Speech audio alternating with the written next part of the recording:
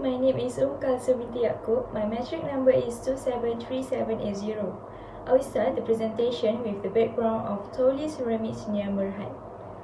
Toli Ceramic Sdn Bhd was established in 2000 by Tan Chin Huat with a few directors, and it is located in Timor, Perak. Their main business operation is to produce clay product, which the main is flower pots. The majority of their produce has been exported in UK, Australia and New Zealand, and the remaining 10% were left for local market. Initially, it was a good and lucrative business until 2008, but the price fell dramatically after Toli Ceramic had rivals from other countries in Vietnam, China and Thailand.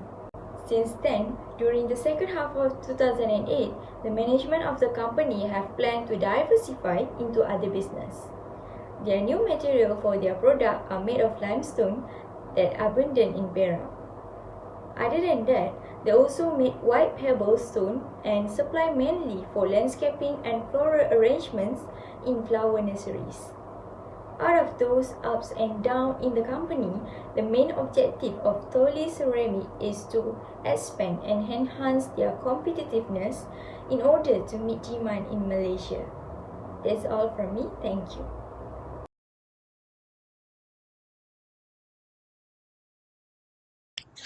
Hi, my name is Uichir. I am from Group 9, and I would like to present the main problem faced by Toli Sdn Bhd. Based on the information given by our interviewer, Mr. Tan, the company has faced 4 problems over the year of operating their business, which are absence of clear direction, second, difficulty in terms of handling multiple personality into a unified team, third, failure to develop the key competency and behavior, and the last one is poor communication and feedback. For the purpose of this assignment, we will focus on one of the problems only, which is the failure to develop the competency and behavior. First of all, what is competency? When asked about this question, most of the manager and employee will say skills, ability, or knowledge. But all of this is just a part of competency because they are too narrow.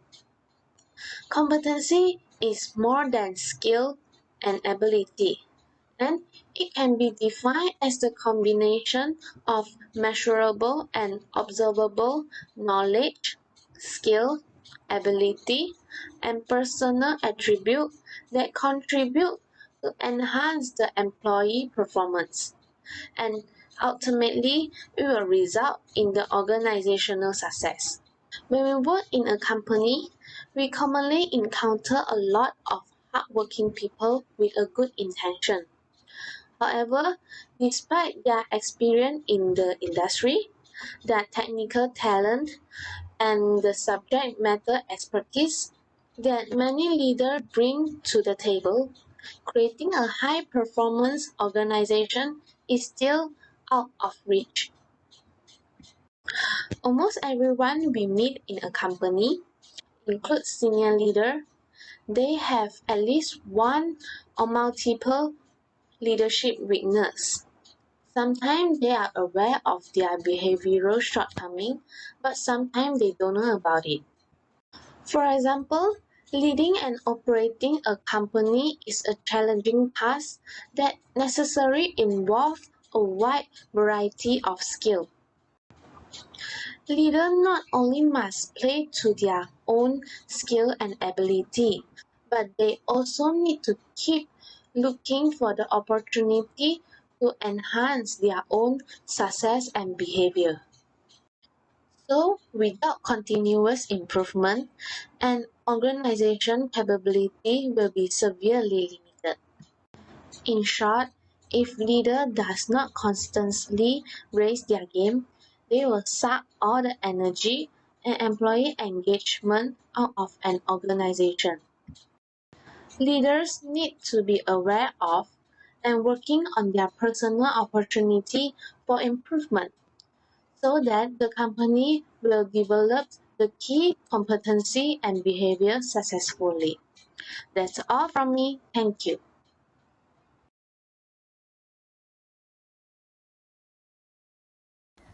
Assalamualaikum. My name is NADIA binti JAMALUDDIN.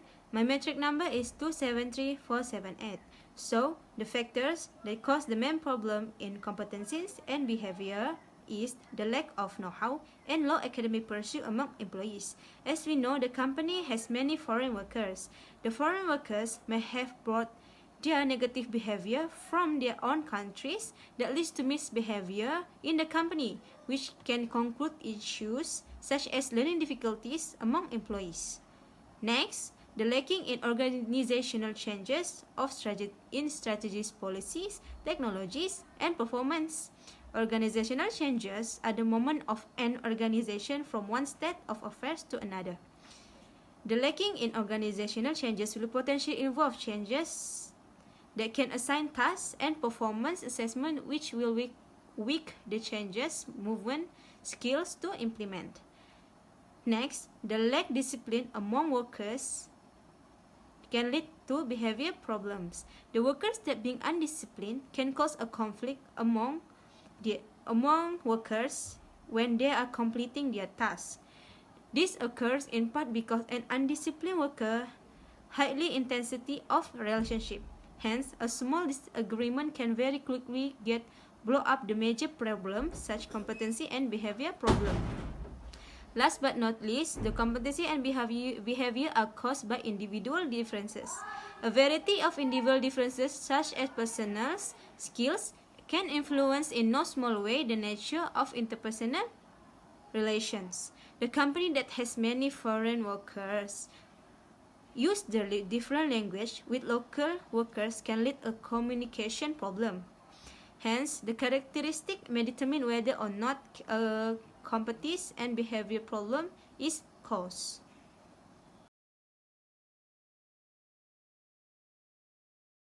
Greetings to Dr. Indra and my fellow groupmates. I am Nur AFIFAH NAJWA, BINTI MOHAMED AZHAR with my metric number 273804. I'll continue this presentation by explaining the consequences of the main issue, which is the failure in developing competencies and behavior.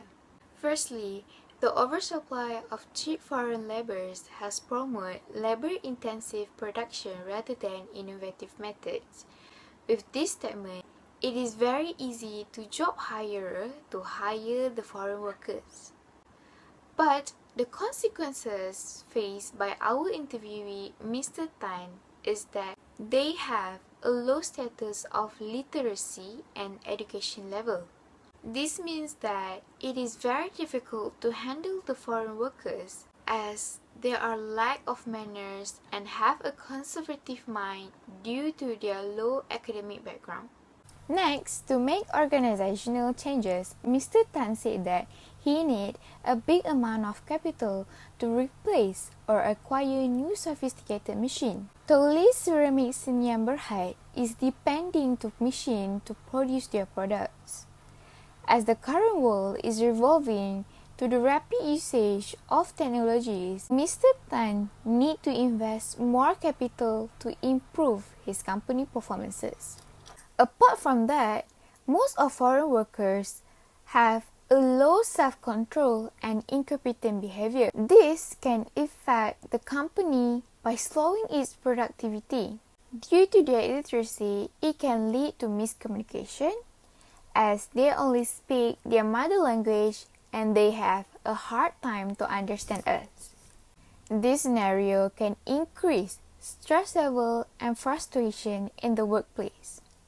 Lastly, resistance in learning new skills can lead to unsuccessful business as the workers are different individually. By learning new skills, the company can increase the workers' competencies, following the market trend to avoid outdated ceramic processing business. That's all for me. I'll pass this presentation to my next group members. Thank you for listening.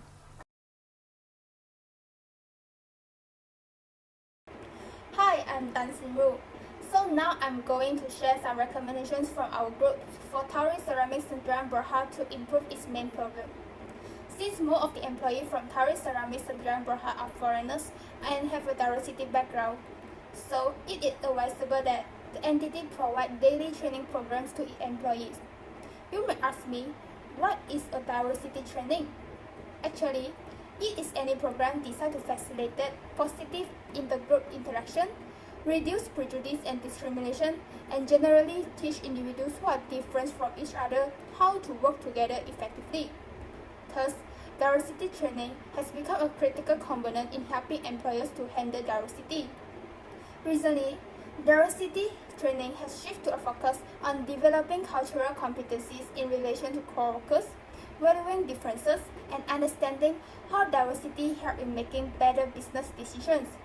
This approach to diversity training is more successful than merely concentrating on the causes of lack of diversity and discrimination's historical roots. Besides, in order to increase the competency in Tari Ceramics Sdn Bhd, daily coaching session is a convenient and affordable way to develop employee competencies.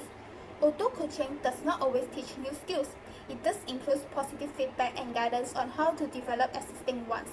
This encourages workers to perform to their full potential, allowing them to pursue further learning opportunities once they have established a stable base.